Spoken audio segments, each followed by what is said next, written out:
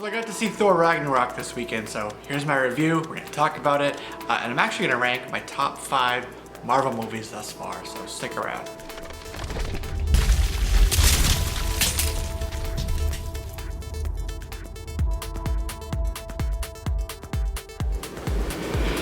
Hey, what's going on everybody? This is Jesse, you're watching JLS Comics. Thanks for pressing play once again. So today we're going to be talking about, spoiler-free, Thor 3, aka Thor Ragnarok.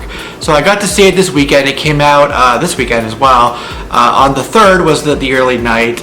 This weekend, actually, it was amazing how much money this movie made. It broke some records. It was right about where I thought it would be. I think it's ending right in the $121 million mark domestically, and my estimate was right around 122 million. So I was pretty on point with that. I knew this would be a huge movie, not only because of what it is, but the time frame, the lack of competition, kind of leading into the holiday season here. It was all primed for this just to be a massive success, and that's exactly what it was. Taika Waititi directed this. He's known for What We Do in the Shadows and a couple other things. Very comedy oriented, and that is a lot of what we got from Thor Ragnarok. A very heavily oriented comedic film, as well as it being a sci-fi adventure type film. So Chris Hemsworth reprised his role, of course, as Thor. Tom Hiddleston returned as Loki. Cate Blanchett, and these are not spoilers, you've seen it in the trailers, is Hela. We get to see Hela, and I'll talk about her in a second as well.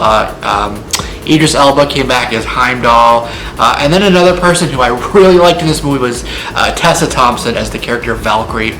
She's a little bit different than we see in the comics, mostly in her costume, I guess.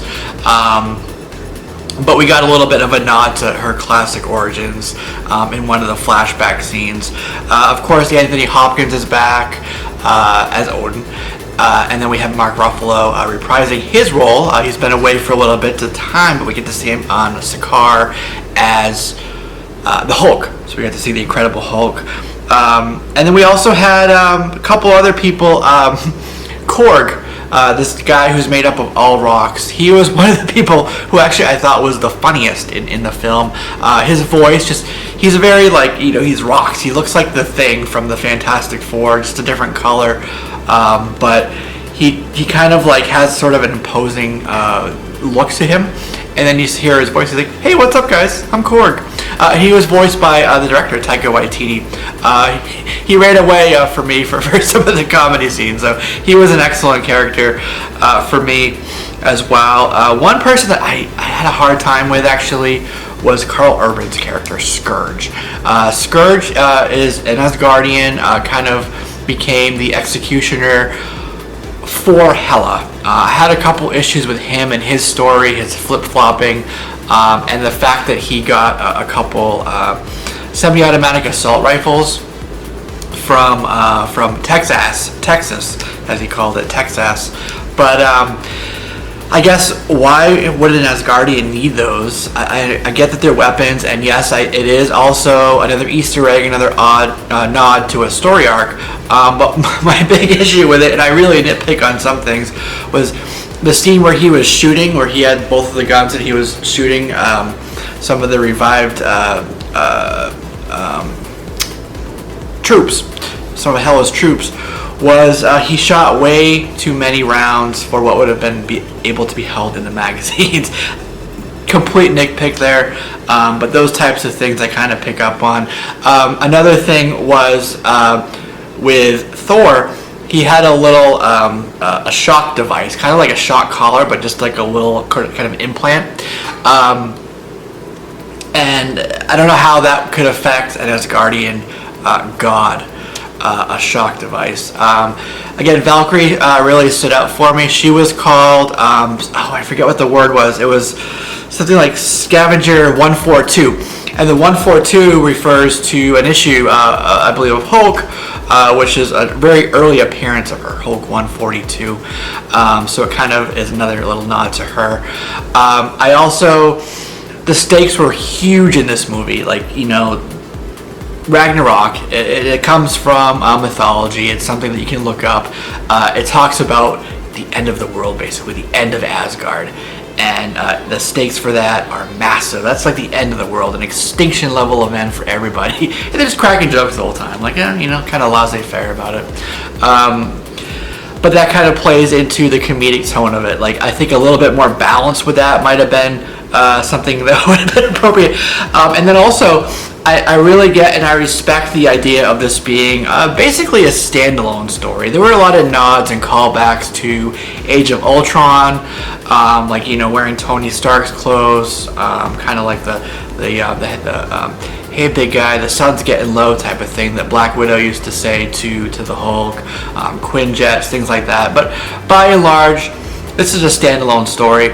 I wish we had gotten a little bit more, because this is our kind of last big film leading up to Avengers Infinity War. So this could have primed us a little bit more for what's to come. There were a couple little things here and there, kind of like priming us for that. Not to give too much away. One with one of the stones, the Infinity Stones. Another one in one of the end credit scenes. And then another kind of thing, just little nods here and there, but I would have liked a little bit more kind of tie into that, but that's kind of talking about things outside of the movie instead of the movie itself.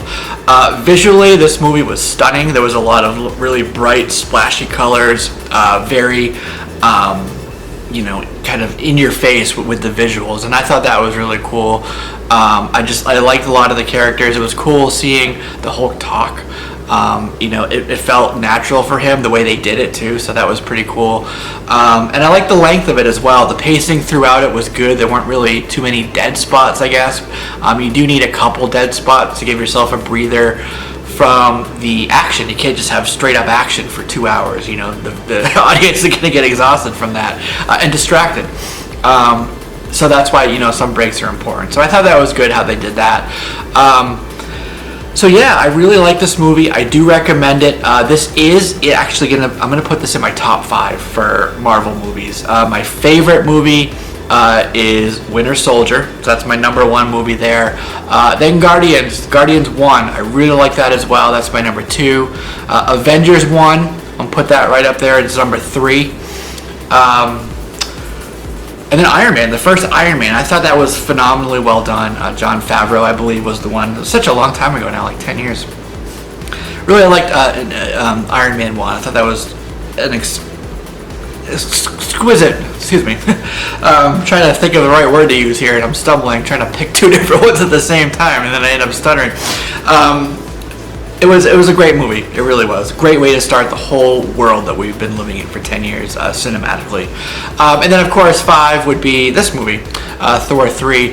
This kind of bucks the trend, and it's not really true anymore in Hollywood, where the trilogies and even the sequels, for the most part, are much worse or not as good, I guess you could say, as the original movie. But with this being the third movie, this was actually the best of the Thor movies. So this is my number 1 Thor movie and my number 5 Marvel MCU movie, easily there.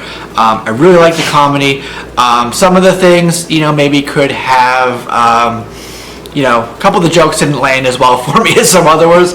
Other ones just had me rolling in my chair. I got one of those nice, kind of like, the lazy boy leather chairs with the table that comes over and stuff. They call it a dine-in theater. If you don't have those around you, they're pretty cool. You kind of kick your feet up, you get some space, and like lay back on like plush leather chair. It's nice and comfy there, sitting for a couple hours. But yeah, so overall, really like the movie.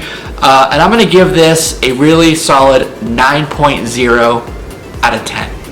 So there you go, 9.0 out of 10. Definitely going to watch it again. Not sure if I'm going to go to the theater to see it, but this is absolutely one that I'll be picking up on the Blu-ray or the 4K, whatever, the one with the black band on the top, when it comes out on disc. So excellent movie.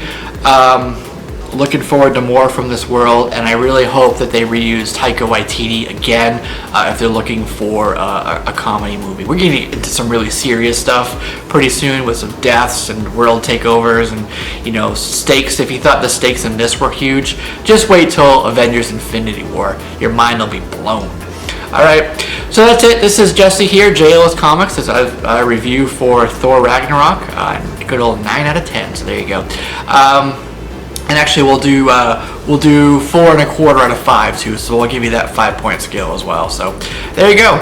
Let me know what you thought of the movie down below in the comments. Let's keep it spoiler free for about a week. So we'll talk about like maybe the 10th. We can start doing spoilers in the comments. So out of respect for others, just hold off on those. But tell me what you thought, what you would have liked from it, if you thought there was anything lacking, or if you thought it was a perfect movie, and give it a rating too. Give it a 5-point if you want, or 10 points, or whatever scale you want. But feel free to just let me know down there. All right, guys, this is Jesse, JL's Comics, and I'll see you soon.